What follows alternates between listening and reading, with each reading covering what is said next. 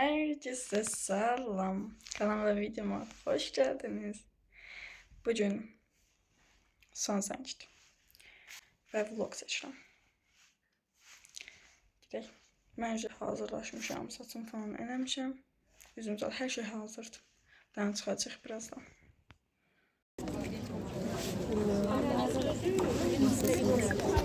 Çok sıcak. Evet.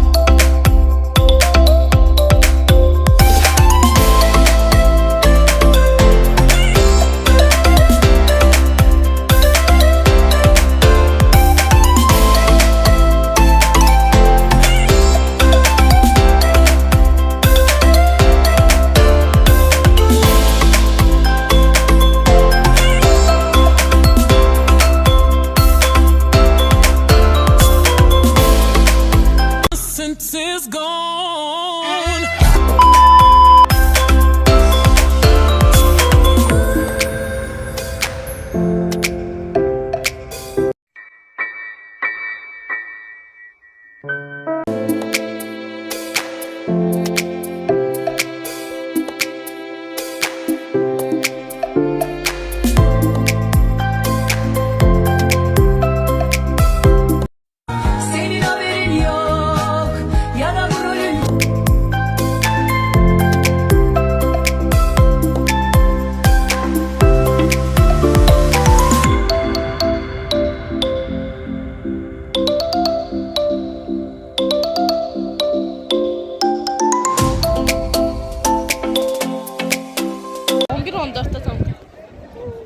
Son zəng bitib. Qısa qayacaq, amma səsi bağlı. Çünki olmaz. Dəqiqədən kim verir? Çünki olmaz YouTube. Şəkil falan çəkdirdik. Bir də sinfə girib, orada dekorlar falan var. Oralarla şəkil zat çəkəcək, bekləyim. Uşaqlar, biz çoxdan son zəngdən gəldik. Çox bir şey çəkə bilmədim, amma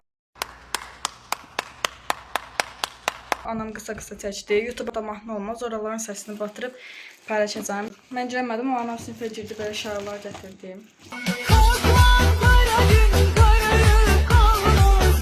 Bunlar da xatirə qutuma qoyacağım. Bir də mən qardaşıma sarıtkasına zvanok çəkmişdim, onu göstərim sizə. Baxın da, mən çəkmişəm. Görünə qəşəydi. Burada yazı yazmışam. 2015-2026.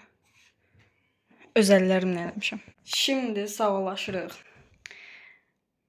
A few moments later. Kanalıma abunə olub, videoma like atıb, yorum yazmayı unutmayın. Sağ olun.